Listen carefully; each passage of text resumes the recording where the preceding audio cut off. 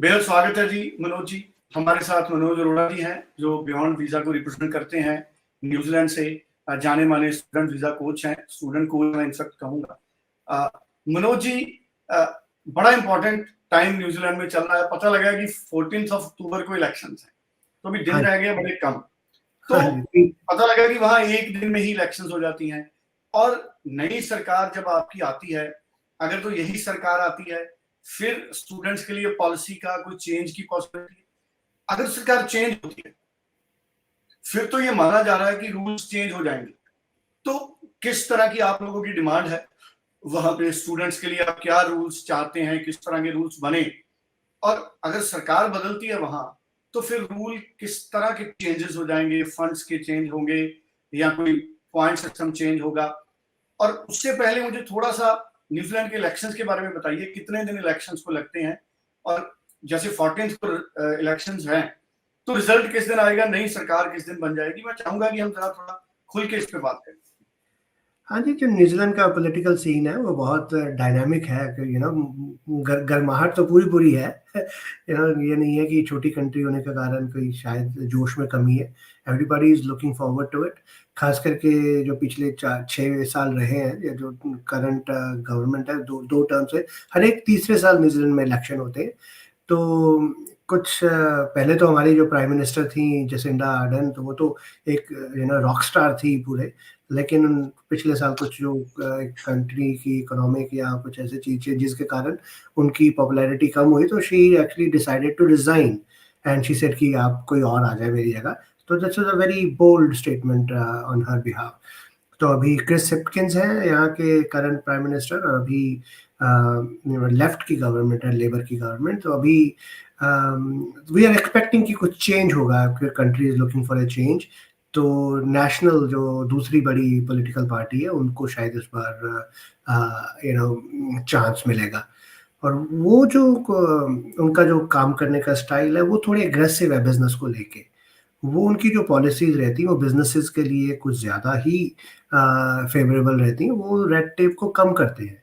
वो चाहते हैं कि वो ऐसी चीज़ों से जहाँ से बिजनेस, क्योंकि it's a big export revenue generator. तो $4 बिलियन पांचवें नंबर पे थी ये इंडस्ट्री। तो कोविड के कारण सब कुछ बंद हो गया, और कुछ गवर्नमेंट की पॉलिसीज भी ऐसी रही कि जैसे न्यूजीलैंड पॉपुलर तो बहुत है, लेकिन वो आउट ऑफ रीच भी बहुत है। उसके लिए बहुत सारे फैक्टर्स हैं कि एक तो पीआर के लिए पहले बहुत मुश्किल थी, तो इसलिए स्टूडेंट डरते थे न्यूजीलैंड आने से। और अभी फंड्स का भी है कुछ। तो गवर्नमेंट ने जो अपने अपने दोनों गवर्नमेंट ने कुछ ना कुछ पॉलिसीज अनाउंस की हैं अपने मैनिफेस्टोज में। और जो अभी पिछले 1 साल में तो वैसे भी न्यूजीलैंड का जो स्टडी टू सेटल वाला सिस्टम है बहुत स्ट्रीमलाइन हो गया है। और अब करियर माइंडेड स्टूडेंट्स के लिए, अच्छे प्रोफेशनल्स के लिए वैसे भी बहुत अच्छी अपॉर्चुनिटीज़ हैं। लेकिन जो आने वाली गवर्नमेंट है नेशनल, होपफुली आई नो कि जब तक रिजल्ट डिक्लेयर नहीं हो जाते तो कुछ नहीं कहा जा सकता। लेकिन जो पॉपुलैरिटी के हिसाब से अगर उनके आने के चांसेस हैं, तो उन्होंने अभी पिछले हफ्ते ही काफ़ी सारी चेंजेस प्रॉमिस की है। पहले तो ये है कि स्टूडेंट के वर्क राइट्स जो 20 से बढ़ के 24 हो जाएंगे। और उन्होंने कुछ 24 आवर्स पर वीक के हो जाएंगे। दिस इज़ अ गुड, क्योंकि वो भी ये एक्नॉलेज कर रहे हैं कि लिविंग कॉस्ट बढ़ गई है। और कंपटीशन भी जैसे ऑस्ट्रेलिया के साथ न्यूजीलैंड का है, तो जैसे ऑस्ट्रेलिया ने 24 आवर्स किया तो ये भी करना चाहते हैं। तो this is very welcome news. और उसके बाद उन्होंने कुछ पोस्ट स्टडी वर्क वीज़ा के लिए भी कुछ चेंजेस उन्होंने प्रॉमिस की हैं कि लेवल 7 वाली क्वालिफिकेशंस के लिए भी है। और वो कह रहे हैं कि जो ऑक्यूपेशंस कुछ सेलेक्टेड ऑक्यूपेशंस रहेंगे, उनके स्टूडेंट्स को एक डायरेक्ट पीआर पाथवे भी प्रोवाइड किया जाएगा। तो वो बहुत एक्साइटेड है, एक्साइटिंग चेंजेस हैं। और एज एन इंडस्ट्री भी हमने बहुत सारी मांगे रखी हैं दोनों पार्टीज़ के आगे कि भाई न्यूजीलैंड की जो फंड्स को लेके कुछ जो रिक्वायरमेंट्स है वो बहुत ज़्यादा टफ है आजकल के इकोनॉमिक सिनेरियोज में। वो मीट कर पाना थोड़ी मुश्किल है। तो हम भी, एक तो ये चीज़ है कि न्यूजीलैंड की जो फंडिंग वाली जो है रिक्वायरमेंट, वो हम उसके फेवर में तो हैं कि बहुत अच्छा लगता है कि as a country we are not just about the numbers. हम ये चाहते हैं कि अगर आपके पास फंड्स का अच्छा अरेंजमेंट है तभी आओ आप, ताकि यहाँ पे आप तंग ना हो। और अगर आपका नहीं है तो आप किसी और सस्ती वाली कंट्री में देख लो, जैसे कि सिंगापुर है या कोई और है कंट्रीज। लेकिन न्यूजीलैंड में अगर आपको क्वालिटी चाहिए तो आपको अफोर्डेबिलिटी अपनी प्रूव करनी पड़ेगी। तो एज एन इंडस्ट्री हमने ये ज़रूर गवर्नमेंट को किया है कि जो 6 महीने वाली जो रिक्वायरमेंट्स है उनमें कहीं ना कहीं रिलैक्सेशन आए, और उन्होंने प्रॉमिस किया है कि ये कुछ ना कुछ हम अनाउंस करेंगे। तो बाकी भी ग्रीन लिस्ट में और कुछ ऑक्यूपेशन भी ऐड किए जाएंगे। तो ये 3 हफ्ते। मतलब जो आपकी इंडस्ट्री की डिमांड है, वो सबसे ज्यादा डिमांड ये है कि जो फंड्स हैं 6 महीने वाले, उसमें थोड़ा रिलैक्सेशन किया। हाँ जी, हाँ। तो this is where we have presented our concerns कि और इंडियन जो नॉन बैंकिंग फाइनेंशियल सेक्टर है उसके भी हमने कहा है कि सिर्फ क्योंकि those NBFCs are also play very major role in Indian economics sector, तो उनको भी इंक्लूड किया जाए as an approved education loan provider और ये सब चीज़ें। तो एज एन इंडस्ट्री हमने इंडिया की जो ग्राउंड लेवल की रियलिटीज़ उनके साथ शेयर की हैं, और गवर्नमेंट ने हमें जो दोनों ही पार्टीज़ ने जब हमारी मीटिंग्स हुई हैं तो उन्होंने हमें प्रॉमिस किया है कि they will pay attention to this, ताकि एक इंडस्ट्री को हम और ग्रो कर पाए।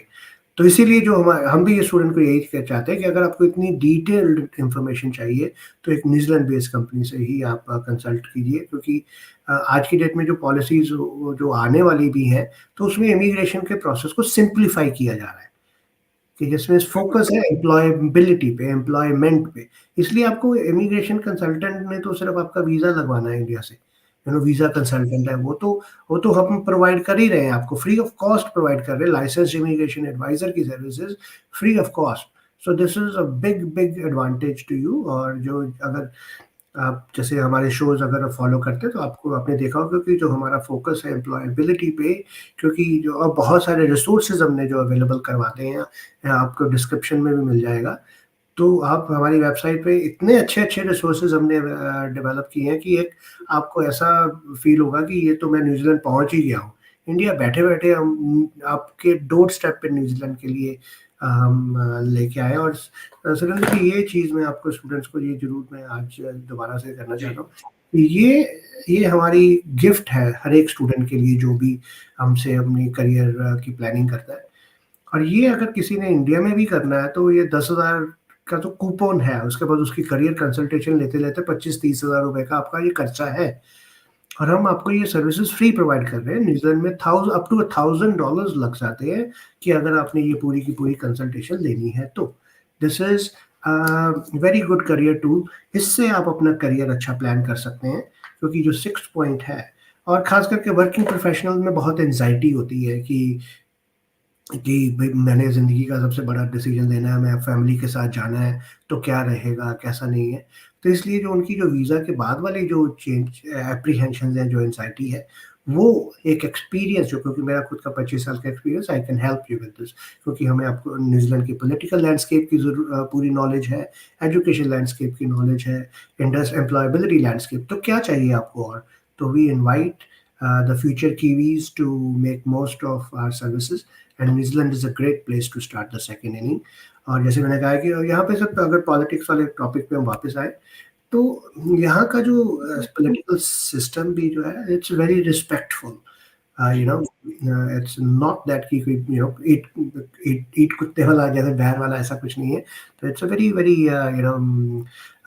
Polished system, very mature political environment है। और छोटी जो पॉलिटिकल पार्टीज हैं, जैसे एक्ट पार्टी है एक, और ग्रीन जो एनवायरमेंटलिस्ट है, या हमारे एक बड़े सीनियर पॉलिटिकल लीडर हैं विंस्टन पीटर्स, वो भी काफ़ी मेजर रोल प्ले करते हैं। तो इक्वल रिप्रेजेंटेशन है। तो आपको जो न्यूजीलैंड की जो पॉलिटिकल लैंडस्केप है उसको देख के लगेगा कि ये कंट्री कितनी मैच्योर है और कितना एडवांस्ड है, जो as a civilised as a society we respect each other, और यहाँ पे जो सोशल फैब्रिक है जो कंट्री का, इट इज़, हम छोटी-छोटी चीज़ों पे ज़्यादा फोकस नहीं होता है, और प्रोग्रेसिव थिंकिंग है लोगों की। तो वो गवर्नमेंट की पॉलिसीज़ जो रही हैं पीछे, तो उसमें भी, कोविड में भी आपने देखा होगा कि न्यूज़ीलैंड का रिस्पॉन्स सबसे बेटर रहा था। फिर उसके बाद सपोर्ट भी सबसे बेटर रही है गवर्नमेंट ने। उसके बाद 1,65,000 जो रेजिडेंट भी नए कोविड के दौरान इन्होंने अप्रूव किए। तो we are a very welcoming society, but only for the right candidates. अगर आप अब्यूज़ करते हैं सिस्टम को, जैसा कि आपने पीछे देखा होगा कि वर्क वीज़ा वाला बहुत ही यहाँ पे कई लोगों ने गलत अब्यूज़ सिस्टम किया है। तो government has taken very strict actions, और उनके लाइसेंसेस कैंसल किए हैं, और उनके भी जो अनफॉर्चुनेटली जिन लोगों ने सफ़र किया है, लोगों की, उनके लिए भी गवर्नमेंट ने फिर वो कुछ ना कुछ अनाउंसमेंट किया है कि ठीक है, ज़िम्मेदारी चाहे आपकी थी, लेकिन अब आप हमारी कंट्री में आ गए हो, तो हम आपको ऐसे नहीं छोड़ते कि भई आपने कर लिया। तो उनके लिए भी उन्होंने एक रेस्क्यू पैकेज दिया है उनको, सपोर्ट दी है लिविंग एक्सपेंसेस की, कि जब तक आप हमारी कंट्री में हो, आप अच्छे से रहो, आपको कोई और उनको एक अपॉर्चुनिटी दी है कि अगर आपके जो करंट एम्प्लॉय जिन्होंने आपके साथ धोखा किया है, आपको कोई और अच्छा एम्प्लॉयर मिल जाता है, तो आप उससे भी आप कर सकते हो। तो this is where New Zealand is a great place to start your inning. तो यस, तो बाकी 14 तारीख को तो we are all looking forward to, जैसे इलेक्शंस के लिए तो एक्साइटमेंट है ही है, लेकिन हमारी इंडस्ट्री भी also looking forward to these upcoming changes. चलिए, बहुत अच्छा, बड़ी अच्छी इन्फॉर्मेशन मनोज जी ने हमारे साथ शेयर की। तो उम्मीद करते हैं कि स्टूडेंट्स को जरूर इसका फायदा मिलेगा। स्क्रीन पे नंबर है, मनोज जी से बात कीजिए, और कोई भी आपको और इन्फॉर्मेशन चाहिए तो मनोज जी आपके साथ हैं। मनोज जी, उम्मीद करते हैं कि अच्छी गवर्नमेंट आए आपके, दोबारा जब आए, पहले भी चलो आपकी सरकार अच्छी है, और अच्छी चेंजेस लेके आए जैसी आप लोगों की रिक्वायरमेंट है।